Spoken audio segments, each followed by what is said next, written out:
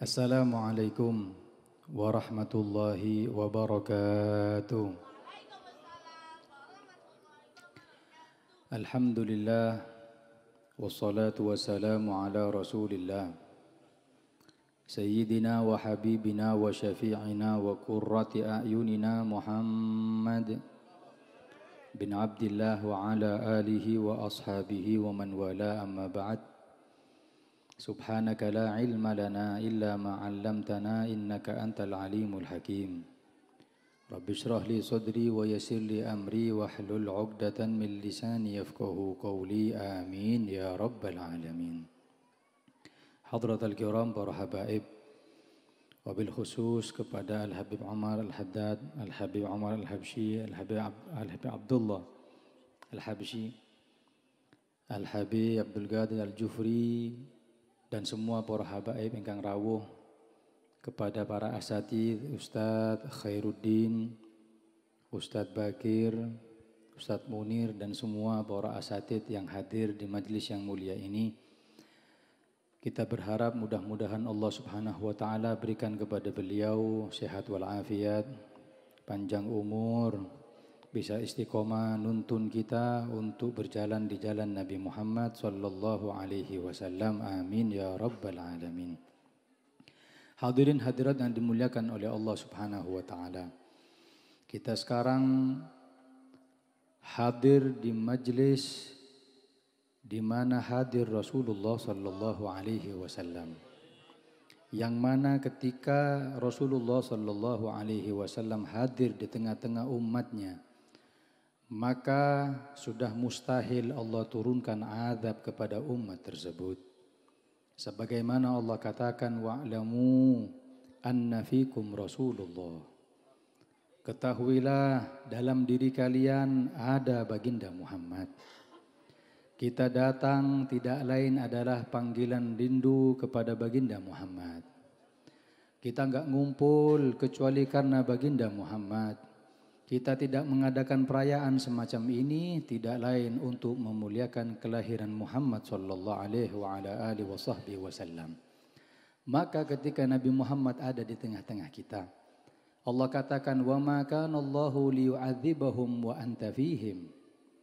Wahai Muhammad, Allah tidak akan menurunkan azab kepada kalian wa anta fihim, kalau engkau ada di tengah-tengah mereka.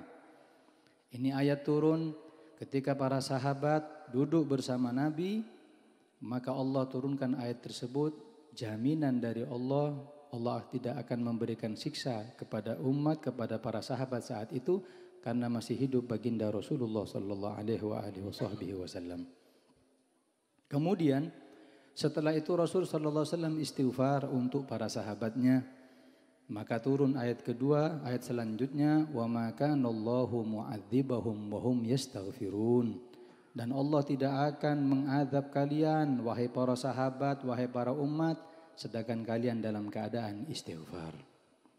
Maka ulama dengan dua ayat ini mengatakan, agar kita terbebas daripada azab Allah, yang pertama hadirkan Nabi Muhammad dengan sholawat, yang kedua yang banyak istighfar kepada Allah. Nyambung kepada ceritanya Ustaz Khairuddin niki wau nggih. Orang mergosono amalane mek istighfar kali sholawat. Lek bengi istighfar nggih Ustaz. Malam istighfar, pagi ini sholawat. Masya Allah, enggak diazab oleh Allah. Bahkan dijamin kain kafannya utuh, kata beliau tadi. Betul, wa ma kana Allahu mu'adzibahum wa hum yastaghfirun. Enggak bakal diazab orang-orang yang ahli istighfar atau orang-orang yang di hatinya ada baginda Muhammad sallallahu alaihi wa ala alihi wasallam. Maka kita hadir berbangga dengan hadirnya Nabi Muhammad. Kita di sini ingin tahu, ingin mengenal lebih dekat siapa sosok Rasulullah sallallahu alaihi wasallam.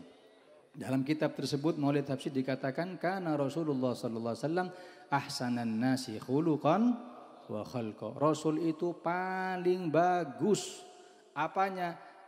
Khuluqan wa khalqa, akhlaknya dan zahirnya.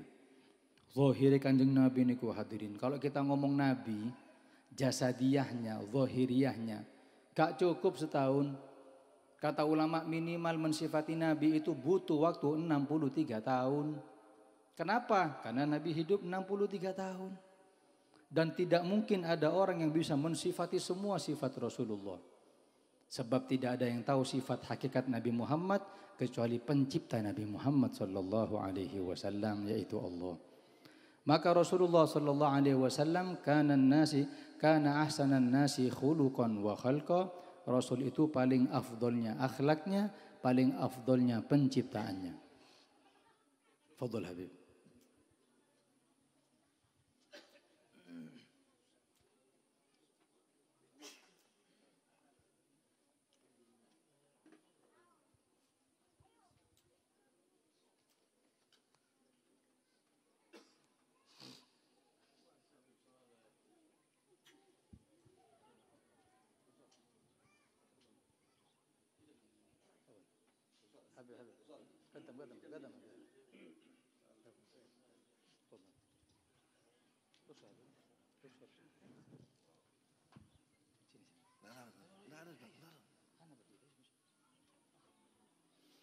Lanjut ge. Kana Rasulullah sallallahu alaihi wasallam ahsanan nasi khuluqan wa khalqa. Rasul itu adalah makhluk yang paling indah, yang paling agung kemuliaan akhlaknya. Bahkan dalam kitab Burda disebutkan huwallazi fahuwallazi tamma ma'nahu wa suratuhu thumma astafahu habiban bari'un nasami. Beliau adalah manusia alladzi tamma, yang telah disempurnakan jasadnya, akhlaknya, sifatnya, kepribadiannya. Setelah sempurna, thumma astafahu habiban. Lalu Allah mengangkatnya menjadi kekasih, enggak menjadi khalil. Bukan cuma menjadi teman atau menjadi kalim yang hanya diajak ngomong oleh Allah, enggak. Langsung tinggi derajatnya. Thumma astafahu habiban, menjadi kekasih Allah. Bari'un nasami, yang tidak ada celah ataupun cacat dalam diri Nabi Muhammad. Kalau kita lihat zahirnya Nabi, apa sih yang kurang dari Nabi? Enggak ada yang kurang dalam diri kita mengenal Nabi Muhammad, iya. Dalam diri Nabi enggak ada. Coba lihat zahiriyahnya Nabi. Nabi itu, ya, kita akan bahas zahiriyah yang ibaratnya Nabi itu memang basyarun laisa kal basyari. Nabi memang manusia, cuman enggak sama dengan seukuran kita sebagai manusia. Contoh kalau kita sifati Nabi, Nabi itu tampan. Banyak orang tampan meskipun enggak setampan Nabi. Nabi itu perawakannya besar, sempurna, ada yang begitu meskipun enggak sama dengan Nabi. Nabi itu putih kemerah-merahan, yo ada. Orang-orang barat itu yo putih kemerah-merahan meskipun enggak sama dengan Nabi. Tapi akan kita sifati sifat yang itu basyariah, manusia, cuman enggak ada dalam manusia yang lainnya. Apa itu? Pertama, Nabi itu enggak ada bayangannya. Li'annahu nur, Nabi itu cahaya, enggak ada bayangannya. Kalau kita ada bayangannya. Makanya dikatakan annahu basyarun laisa kal basyari bal huwa yakutun bainal hajari. Nabi itu seperti permata di antara para batu. Enggak ada bayangannya, hadirin. Ulama mengatakan hikmah daripada tidak ada bayangan kepada Nabi Muhammad tidak lain, kalaupun sahabat gak sengaja keinjak, ditakutkan turun adab gara-gara kurang ajarnya kepada Nabi.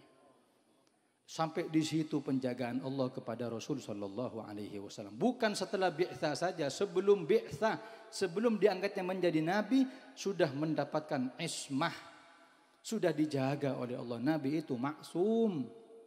Dalam riwayat pernah masih kecil Nabi itu main dengan teman-temannya sampai ditarik sarungnya itu hampir kebuka, kesingkap auratnya.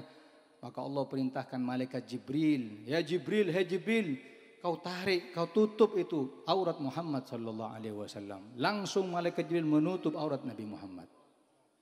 Nabi itu pernah diajak, ya, diajak di zaman jahiliyah itu ada namanya samroh, ibaratnya ya gambusan lah atau apa, sesuatu yang lalai. Masya Allah, Allah tidurkan, gak sampai hadir Rasulullah. Jadi ismahnya, penjagaan Allah sempurna qoblal bi'tsa wa ba'dal bi'tsa. Sebelum diangkatnya menjadi Rasul terlebih lagi setelah diangkatnya menjadi Rasul. Pertama bayangan. Gak ada manusia gak ada bayangan. Kalau kita bayangan bukan cuma satu, mungkin dua kita. Okay. Yang kedua, apa? Nabi itu gak pernah dihinggapi lalat, hadirin. Gak ada manusia yang gak pernah dihinggapi lalat niku, boten wonten. Nabi itu gak pernah. Lalat itu mendekat kepada Nabi gak pernah. Tapi Nabi, Masya Allah mulia, jasadnya itu mulia. Dalam riwayat bahkan bukan cuma sesuatu secara zahir yang tidak dihinggapi. Setan pun menyerupai Nabi gak bisa. Makanya ada hadis, man ra'ani fil manam faqad ra'ani, yang mimpi aku itu aku. Fa inna syaitana la yatamatsalu bi, setan enggak pernah bisa menyerupai aku. Lalat enggak hinggap kepada Nabi, setan enggak bisa menyerupai Nabi. Enggak ada manusia yang enggak bisa yang enggak dihinggapi lalat, itu enggak ada. Ini lalat yang kedua, okay. Ketiga, nyun sewu, Nabi enggak tahu angopan, hadirin. Enggak tahu Nabi angopan. Kalau bersin iya, tapi angopan tidak. Basyarun, betul, laisa kal basyari, enggak sama dengan manusia biasa. Kalau tanglet wonten ada tak orang gak angopan niku nggih? Semua angopan. Atau ada orang enggak dihinggapi lalat? Semua dihinggapi lalat. Hanya makhluk ini, nggih. Hanya makhluk ini tidak lain adalah keistimewaan zahirnya Nabi Muhammad sallallahu alaihi wasallam. Ketiga sudah.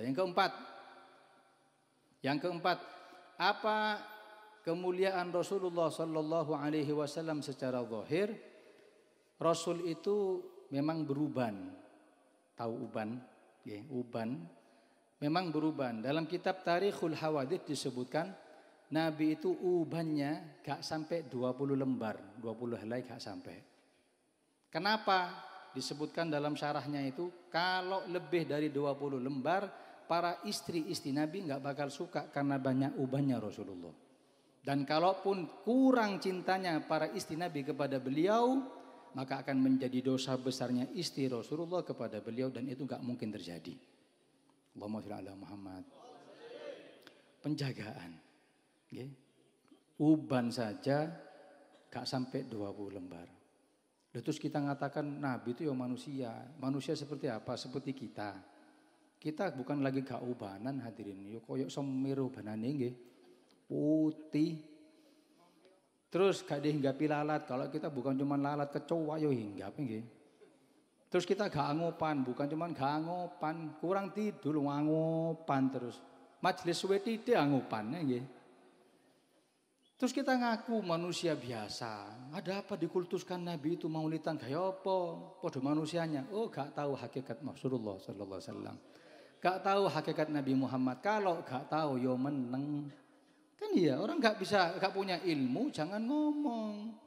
Kalau misalkan dia beda pendapat baru ngomong. Ini bukan gak beda pendapat, gak tahu hakikat Nabi Muhammad. 4, Nabi itu ubannya gak sampai 20. Okay? 5, Nabi tidak pernah mengeluarkan kotoran, baik kotoran yang bawah ataupun keringat, tidak ada yang namanya kotoran. Contoh itu ludahi Kanjeng Nabi ini bukan kotoran. Ya, bahkan menjadi syifa kepada umat, menjadi syifa zahir dan batin. Disebutkan dalam qasidah biasanya para munsyid niku nggih, wa ainul qatada yashfil alila. Dan mata Qatadah yang terkena panas saat itu wis gelantungan di pipi, gelantungan dipegang, diwadahi oleh Qatadah. Kemana larinya? Ke tabib? Tidak, ke Rasulullah. Kanjeng Nabi, monggo diservis. Kanjeng Nabi diservis, dikembalikan dengan ludahnya yang mulia.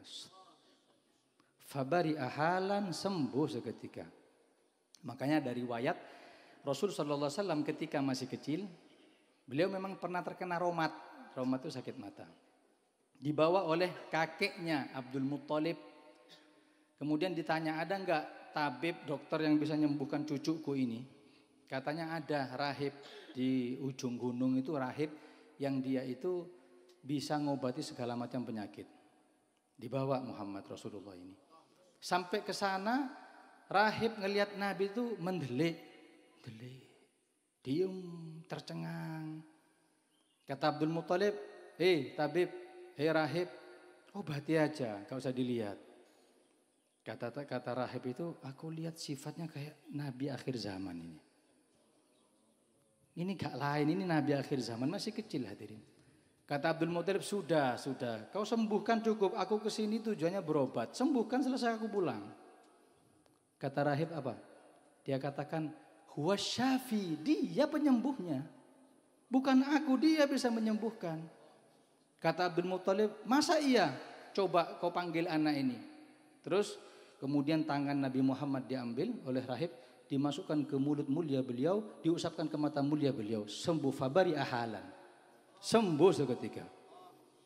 Allahumma shalli ala Muhammad. Hadza ar-Rasul sallallahu alaihi wasallam. Ludahnya syifa.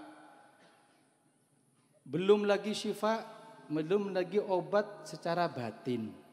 Ada seorang wanita di zaman Nabi ini badiul kalam, badiul lisan, lek ngomong pedes. Ahli meso lah nggih. Semua kebun binatang disebutkan. Mengoso fase. Kok sampai lek ngamuk wis Nganjuk, Kediri nggih. Fase pokoknya. Tapi subhanallah, pernah sekali waktu Nabi makan sama sahabat, orang ini lewat, perempuan ini. Terus ngomong gini, oh mangan dewe. Ngomong seperti itu, gak ada sahabat yang berani seperti itu. Oh badukan dewe kon. Kata sahabat, kanjeng Nabi izinkan saya penggal lehernya. Ojo, sabar. Nabi kan lutuf. Nggih, Nabi itu kan lembut kepada umatnya. Sudah seperti itu ngomong, hei Muhammad, sisai po aku. Oh iya tak sisai. Sisa dari makanan Kanjeng Nabi dikasihkan. Terus orang perempuan ini mengatakan, aku gak mau yang ini tok. Sing ndek lambemu iku lho, tokno. Lambemu lho. Aku ngomong ke sampe lho, lambemu, pedes napa mboten? Lambemu lho. Apalagi Rasul, tapi Rasul tahu. Ya sudah, diambil, diludah, dikeluarkan, dilepeh yang ada di mulut Nabi, ditaruh di talam tadi itu, baru dimakan. Ketika dimakan, Masya Allah, sejak ludahnya Nabi bercampur dengan makanan yang lain dimakan oleh wanita tersebut, saat itu juga lisannya sudah enggak pernah mencaci orang lain. Ludahnya Rasulullah. Ada tak manusia punya ludah seperti ini? Gak ada. Ludahmu lho kaya apa? Ilermu sama walet sik larangan walet ya nggih. Ditimbang gak bisa. Ludah Nabi, sik ludah. Makanya ngomong Nabi oh biasa, gak usah dikultuskan. Oh gak tahu Nabi Muhammad kon. Ini yang golongan seperti itu, apalagi ngaku Nabi, tambah gak tahu. Cepak jare, titisan Nabi Isa jare niki. Musodik gak tahu. Coba tahu sifat Rasul sallallahu alaihi wasallam, gak bakal pernah mengaku seorang nabi. Nyun sewu. Pipis Kanjeng Nabi. Di mana-mana pipis itu ya apa? Pesing ya. Dan itu juga najis. Nabi itu kalau buang air kecil, ya, itu menjadi syifa, menjadi obat. Ummu Aiman pernah budak Rasul sallallahu alaihi wasallam. Ketika Nabi buang air kecil di tengah malam, Nabi taruh di satu wadah, ditaruh di belakang.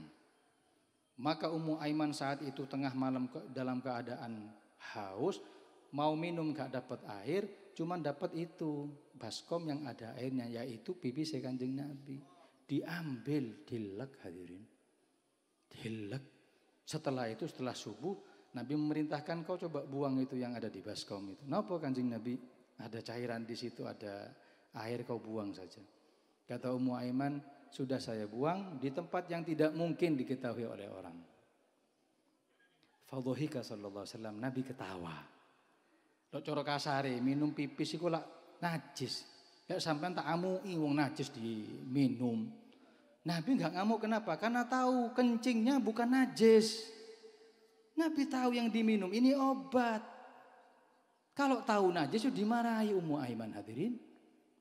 Nabi enggak marah. Fadhahika sallallahu alaihi wasallam hatta badatna wajiduhu, sampai terlihat gigi gerahamnya. Nabi itu kalau ngakak begini toh. Tapi gak ngakak kok sampean merungker pipis-pipis mboten. Itu lebay namanya nggih. Nabi ngakak, tapi hanya sampai sifatnya terlihat gigi gerahamnya. Lalu mengatakan kepada Ummu Aiman, ya Umma Aiman, wallahi la yaj'anna batnaki abada. Wahai Ummu Aiman, perutmu enggak bakal merasakan lapar selamanya. Barokah minum pipis Nabi Muhammad. Ada tapi pipis seperti ini. Kadang sampean niku lho coba leken lak corona gitu. Terus ngomong manusia biasa, gak biasa. Ini manusia super. Munazzahun an syarikin fi mahasinihi fajauharul husni fihi ghairamun qasimi. Seperti permata. Permata itu yang bagus, permata yang utuh, gak bisa dipisah. Dipecah ya hilang. Nabi itu permata. Bal huwa yaqutatun bainal hajari, dia permata, beliau permata di antara batu. Kita ini watu-watu kali 200.000 sak truk. Lu permata itu Pak, nggih, permata. Saya pernah ketemu, kebetulan tetangga saya jual cincin permata niku lho. Aku nyoba be ono sing 1 juta 2 juta. Nyoba didik-didik kan gaya Habib nggih BE. Terus ditawar sama Muhyiddin 20 juta lah lumayan nggih. Terus saya tanya, Bib saya mau beli yang ini. Oh jangan ini. Berapa sih Bib? Ini 400. Oh saya punya 500. 400 juta dul. Oh enggak. Aku tahu ijolan iki ambek omah. Cincin ini loh. Tukuran ditukar sama rumah di perumahan 400. Ombo sama cincin kecil. Saya lupa dengan harganya cincin, saya ingat bagaimana sosok Nabi Muhammad yang seperti permata saat itu. Gak bisa diregani hadirin. Memang basyarun laisa kal basyari. Keenam, nun sewu, qadil hajat. Kotoran Nabi Muhammad. Dalam riwayat disebutkan nate niku Sayyidatuna Aisyah sengojo. Ketika Rasulullah keluar, beliau langsung masuk, pengen tahu sih seperti apa bentuk kotoran seorang Nabi. Pengen tahu, pengen ru, apa sih? Subhanallah, beliau keluar langsung masuk. Langsung Sayyidah Aisyah mengatakan, wallahi demi Allah tidak aku dapati kotoran sedikit pun yang ada harum semerbak. Langsung ngomong kepada Nabi, Kanjeng Nabi ngapunten, saya mohon maaf. Loh kenapa? Saya barusan sengaja pengen tahu jenengan ini betul-betul manusia seperti kita atau bagaimana. Maksudnya panjenengan keluar saya masuk pengen tahu nyun sewu kotoran Nabi seperti apa sih. Tapi enggak saya dapeti. Kata Rasul, kau enggak tahu wahai Aisyah bahwasanya kotoran setiap Nabi itu langsung diserap oleh bumi. Rebutan, bumi ini rebutan Pak. Terus kita ngomong seperti kita. Kadang jenengan nih dulu. Nggih, kadang isuk telu kayak lengan nggih. Disiram ping pira wis nongol ae. Terus ngomong Nabi zaman seperti manusia, lo kan gak ero. Kami gak tahu hakikat Rasulullah itu. Sampai orang sing pencetan-pencetane rusak, gerejes nggih. Terus kita ngomong seperti Nabi gak bisa. Ahsanan nasi khuluqan wa khalqa. Gak habis ngomong Nabi itu. Nggih, mulai tahun sekarang ke tahun yang akan datang gak selesai ngomong Rasul sallallahu alaihi wasallam. Ini baru khalqa, apalagi khuluqa. Akhlaknya Nabi gak kasar. Asyidda'u 'alal kuffar ruhama'u bainahum. Kalau kepada orang kafir iya tegas, keras. Tapi kepada sahabat, Masya Allah, rahmat. Kadang kita kebalik. Kepada orang kafir, takzimi Masya Allah, apalagi juragane. Ini, nggih. Sama tetangga yang sama muslim, lo bentak-bentak. Mek parkir ngarepe omah, kau harus parkir kene, kau oleh. Lo itu muslim lo itu. Itu ada jaminan Nabi Muhammad. Sampai itu kalau sampai mukul dia, Nabi juga ikut sakit. La yushaku ahadukum min syaukatin illa wa ana ajidu alamaha. Tidak tersentuh duri di kaki kalian kecuali aku juga merasa sakit. Kita enggak ngelihat itu, ngelihat tonggo zalim marah. Ingat umat sapa iki? Hah? Umat Kanjeng Nabi, kalau kita sakiti dia, yang marah siapa? Nabi Muhammad. Ada sifat Rasulullah. Sampai dalam riwayat bagaimana rembutnya Kanjeng Nabi, Nabi itu pernah duduk di masjidnya. Di mihrab Kanjeng Nabi ini wonten gundukan kecil lah. Kemudian datang orang Badui, orang Arab, ya Muslim, gak tahu namanya, gak tahu. Tahu-tahu datang, gak duduk dengan Nabi, langsung nang mihrab, diangkat sarunge, pipis, weh, enak nggih. Sahabat langsung loncat hadirin. Maksudnya apa? Langsung suruh pindah, suruh pergi ke kamar mandi aja. Kata Nabi, da'u, jarno, tinggalkan. Kenapa? Biarkan tuntaskan pipisnya tadi itu. Kalau sampean kejar sekarang, pipisnya kemana-mana. Pinter ikan ini, fatonah.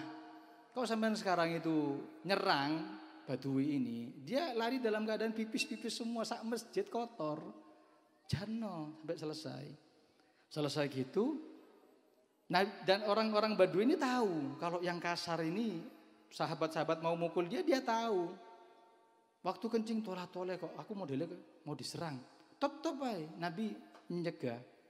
Sampai akhirnya Nabi datangi dia dengan lembutnya mengatakan, orang gak tahu loh ini, Pak, kalau pipis di situ, ini tempat sujud niki mihrab. Oh, nggih, boten semerap loh. Coba tahu saya ke sana, saya nggak tahu. Saya tahunya ada gundukan itu ya wis tempat pipis. Karena lembutnya Nabi Arab tadi itu orang Badui memohon kepada Allah, Allahumma arhamni wa Muhammada wa la tarham baqina abada. Ya Allah, welase aku baik Muhammad tok, sing liyane gak usah. Kasar-kasar Gusti. Aku sama Muhammad saja, karena Muhammad lembut kepadaku, yang lain kasar-kasar gak usah wis. Kayak adab ae. Sahabat loh, apalagi kita. Kita kadang lihat orang di masjid mungkin kesel tiduran. Sampai ingat Pak, kalau mau tidur jangan sampai ngiler, karena ngiler dari jauh dari perut bisa jadi najis. Cukup, jangan diusir, mungkin kesel, kan nggih. Kadang ngelihat takmir sing rodok ngene medhit iki nggih, dirasani ya diomongi, yang lembut lah. Sampaikan kalau itu salah dengan tata cara yang baik. Ingat Nabi mengatakan seperti itu. Ruhama ubainahum, kata Allah, rahmat kepada sekalian umat. Kepada ukhuwah Islamiyah ini rahmat. Baru kepada kafir iya. Kalau urusan syariat dilanggar baru boleh marah. Untuk urusan pribadi yang disinggung Nabi nggak marah. Nggih, Nabi itu dikatakan begini, syair, penyair hari ini. Makanya Nabi gak bisa baca tulis. Nabi dikatakan kahin, dukun, tahu. Nabi dikatakan sahir, penyihir, tahu. Gak marah Nabi. Atau wama huwa bimajnun. Itu wong edan, itu kata orang kafir. Gak marah. Kenapa? Karena pribadinya yang dihina.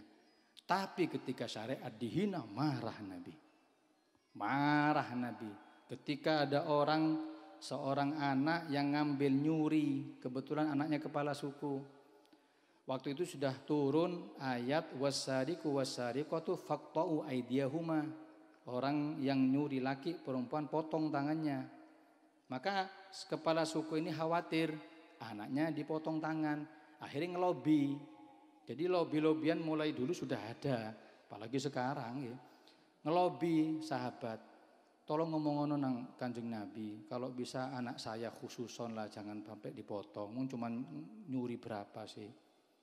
Aduh gak wani aku.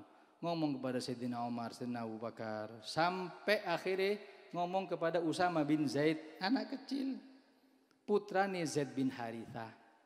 Karena anak kecil disampaikan Kanjeng Nabi, katanya bapak itu, kepala suku itu, tolong anaknya yang sudah ketangkap nyuri itu jangan dipotong. Fahmarrat wajuhu, marah Kanjeng Nabi. Mengatakan wallahi lau Fatimah binta Muhammad saraqat laqata'tu yadaha. Demi Allah, anakku, putriku Fatimah yang aku cintai itu loh, nyuri tak potong tangannya. Yang aku mengatakan Fatimah bid'atun minni, Fatimah bagian dariku. Yakbiduni ma yakbiduha wa yabsutuni ma yabsutuha. Buat marah Fatimah, buat marah aku. Yang nyenangkan Fatimah, nyenangkan aku, itu Fatimah kalau nyuri, aku potong tangannya. Ini urusan syariat Islam. Tapi untuk sesuatu yang sifatnya basyariah, dicela Nabi, pribadinya enggak marah. Dan sifat ini terwaris oleh sahabat. Dalam kitab Jawahirul Lu'lu'iyah, nyuwun sewu, Ada sahabat namanya Muawiyah. Muawiyah. Itu nate hadirin, niku nate dicela. Dicela gimana? Ngomong gini, nyun sewu nggih, nyun sewu. Hei Muawiyah, nggih. Wahai anak seorang wanita sing bokonge gede. Bayangno. Lek sampean diapakno? Tempeling maling nggih, luku pae wis. Sampai seperti itu. Apa jawabnya? Kata Muawiyah, ya alhamdulillah, gara-gara itu ayah saya suka. Bayangno. Gara-gara itu ayah saya suka. Tapi lek urusan Islam dihina, wis ndenono kon. Nah, ini sifat Rasul yang terwarisi kepada sahabat dan banyak yang lainnya. Makanya Rasul itu ahsanan nasi khuluqan wa khalqu. Akhlaknya baik, paling loman, bahkan taatnya sahabat kepada Rasul sallallahu alaihi wasallam terkenal di zaman jahiliyah saat itu di tengah-tengah orang kafir Quraisy. Sampai ada satu orang namanya Urwah mengatakan ma raaitu ahadan yuhibbu ahadan kahubbi ashabi Muhammadin yuhibbu Muhammada. Kak tahu delok aku seorang yang cinta kepada sahabatnya seperti cintanya sahabat Muhammad kepada Muhammad. Kalau sudah di hadapan Nabi meneng, diem, garuk-garuk gak wani. Sampean ngarepe habae lho. Ya selonjor, ya mangap turu wisan, ya rokokan. Terus mau niru sahabat, sahabat gak gitu, diem. Kalaupun dikasih yang namanya burung gak bakal terbang burungnya. Apalagi diperintah sama Nabi. Ada seorang sahabat namanya Tolhah bin Barra. Tolhah itu sangat cinta kepada Nabi. Nabi pulang dari perang. Nabi menaiki kendaraan, Nabi pulang dari perang. Mendekat kepada Nabi, dicium lututi Nabi. Dicium telapak kaki ini Nabi. Makanya orang cium tangan, cium lutut kepada guru, itu dalilnya mana? Sahabat melakukan kepada Nabi. Gak ada namanya mengkultus, semua ada dalam hadis.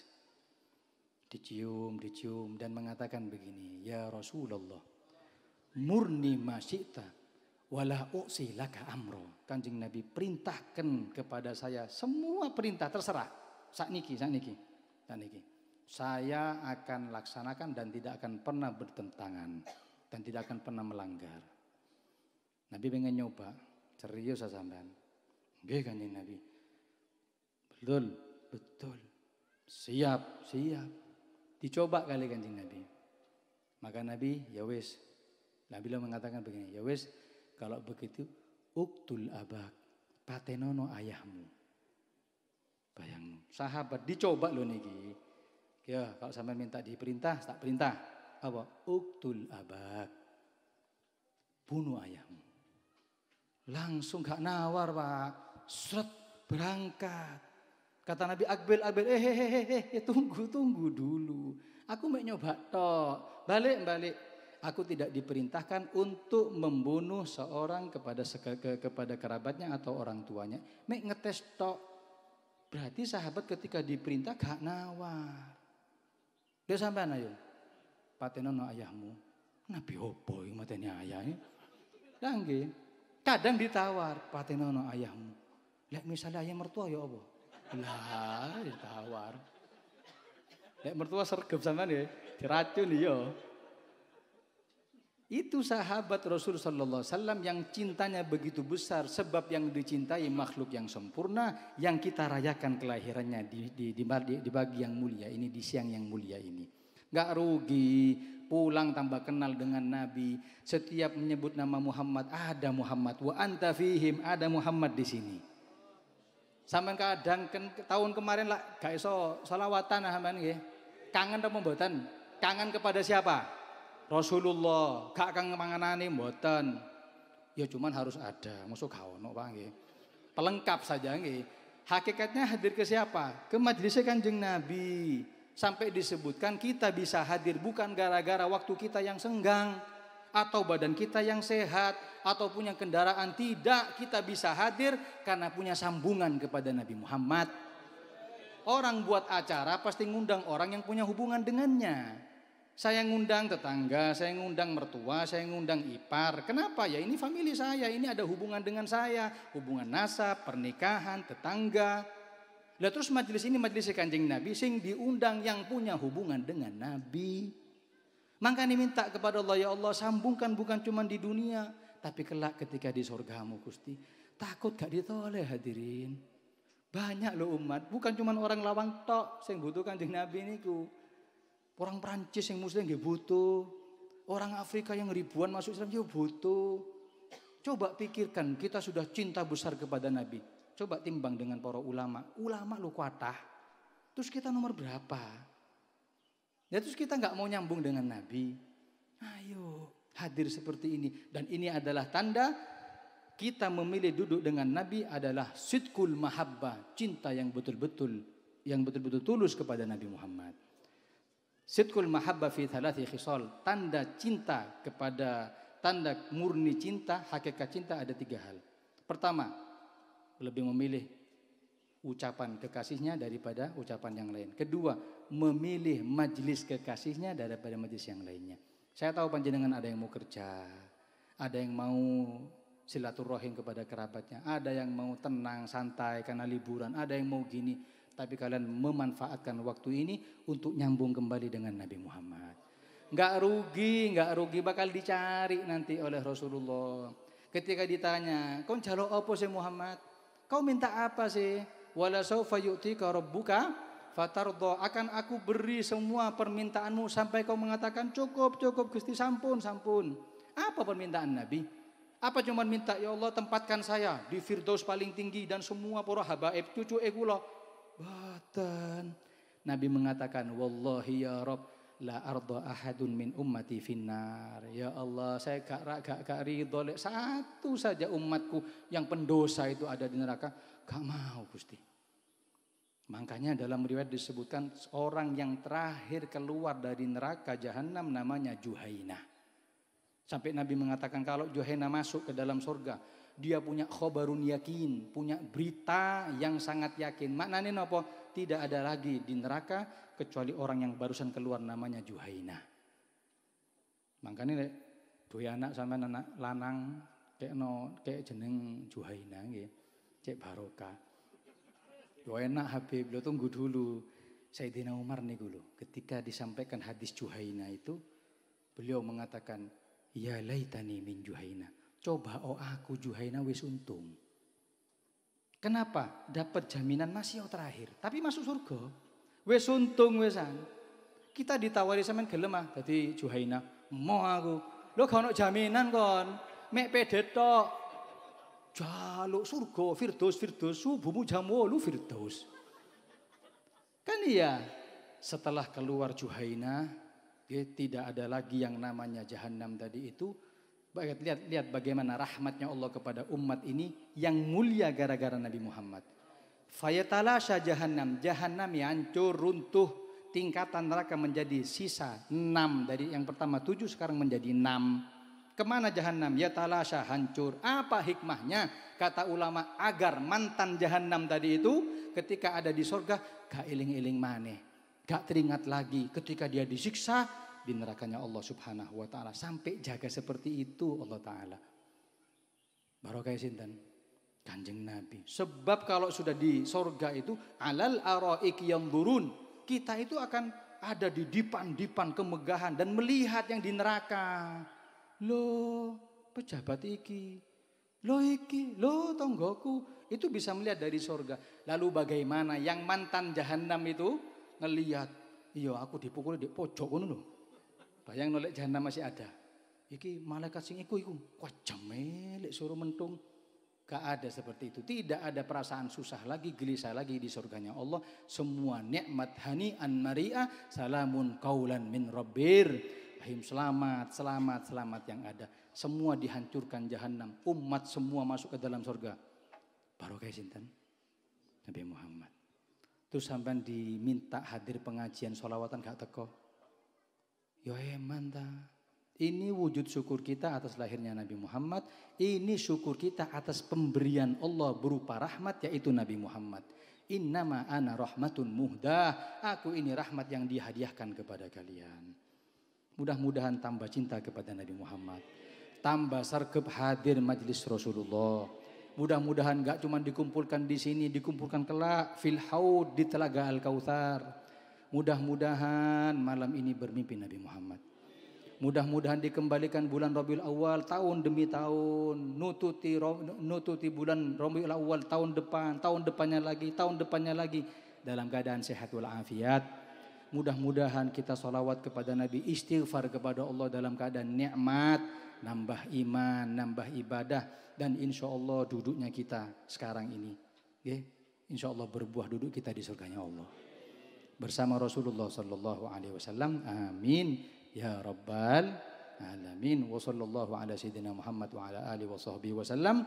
Walhamdulillahi Rabbil Alamin.